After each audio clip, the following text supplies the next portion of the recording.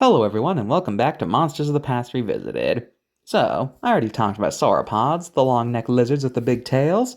Most of them look pretty interchangeable, all things considered. But what about those odd sauropods? The ones that have unique aspects about them? Well, that is what we talk about today. The strange cases of the strange sauropods. Let's get into this. This is a Margosaurus, La Amarga lizard, after the La Amarga formation where it was discovered. This guy was pretty small by sauropod standards, being only about 30 feet long. But the thing that caught paleontologists' eyes is the fact that adorning its back are two rows of spikes. Yeah, spikes. What did these spikes do? Were they covered by skin or were they hanging out? The answer to that question seems to keep flip-flopping, so to make this video age well, I'll just say the answer is whatever current theory it is by the time you're watching this. Next, a Saltasaurus, also a pretty small sauropod similar in size to a Margosaurus. Meaning lizard from Salta after the city it was discovered near, Saltasaurus is notable for the fact that it has evidence that it would have had ankylosaur-like armor, most likely a way to protect itself given it lacked the bulk to be out of range for predators.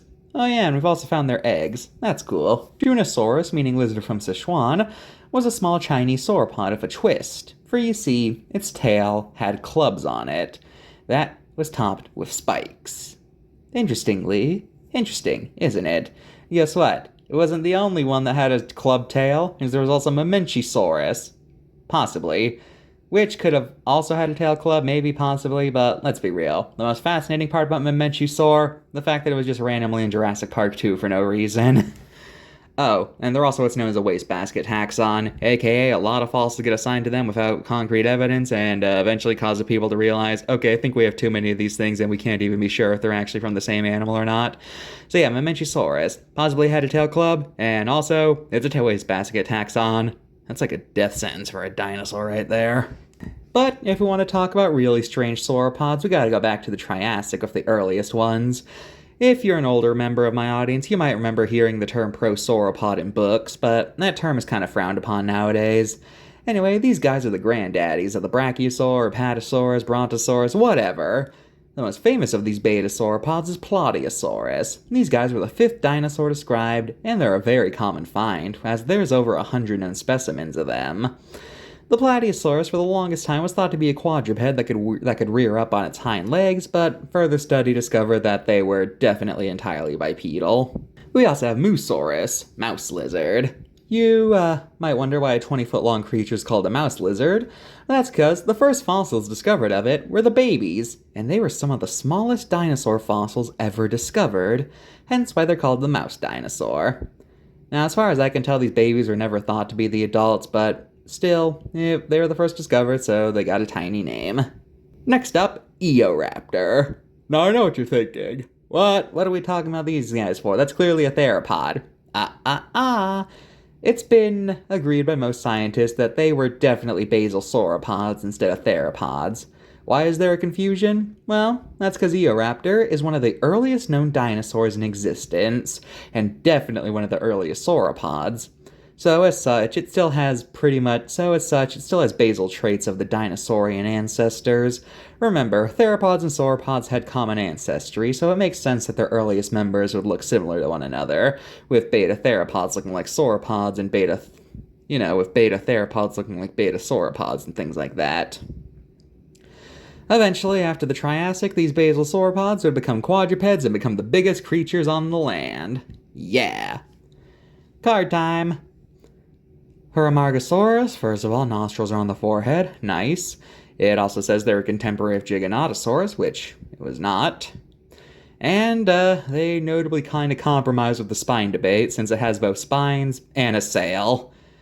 That's interesting to say the least. 8 out of 10. Saltasaurus. Holy crap, its nostrils are actually on its nostrils. Wow. Anyway, it's given too big of a size. Its current estimates are only about 30 feet long, not 40. Yes, that's kind of pedantic, but welcome to my channel. 9 out of 10. Now, Moosaurus, oh boy. Okay, where to start? Okay, how about the fact they act as if there's this big debate as if the tiny fossils are the babies or not? They were found in a nest and clearly have juvenile features. What debate? Is there actually any paleontologist out there who thinks that these are the adults? Because if there are, I hope they lost their accreditation. Because did they really look at creatures that are clearly hatchlings and think, yes, adult? Because I want those guys blacklisted from the fossil industry forever, if that's the case.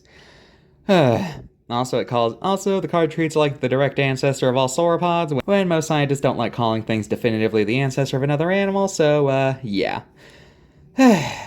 This card is just weird. Weird, weird, weird. I'm not even ranking you because I refuse to entertain that there is actually people out there who unironically argue that these aren't the babies. That is such a dumb statement that I am exempting you from rating because you get an F for that statement alone. Okay? Okay. And I hope you get comfortable because there's only one other animal I can think of so far that's gonna get an F, so you sit tight, little Moosaurus. Also, it says that these hypothetical adults would have been 10 feet long, when nowadays most scientists think that Moosaurus got 20 feet long, so yeah. Now, as for Shunnosaurus, it makes a pretty baffling error. They gave it the wrong skull. They have a picture of its skull on the back, and yet they just completely got its head shape wrong. How do you do that? Also, Shunnosaurus having a tail club isn't a unique trait anymore. Sorry, Shunnosaurus, but yeah. Then of course there's the infamous thing on the back where because of poor wording it genuinely sounds like they're saying it's not a sauropod. And whatever next to last of the biggest dinosaurs is supposed to mean, I genuinely forgot what the explanation was. 8 out of 10. Well, this has been an interesting video, hasn't it? Join me next time when I get to talk about another debate.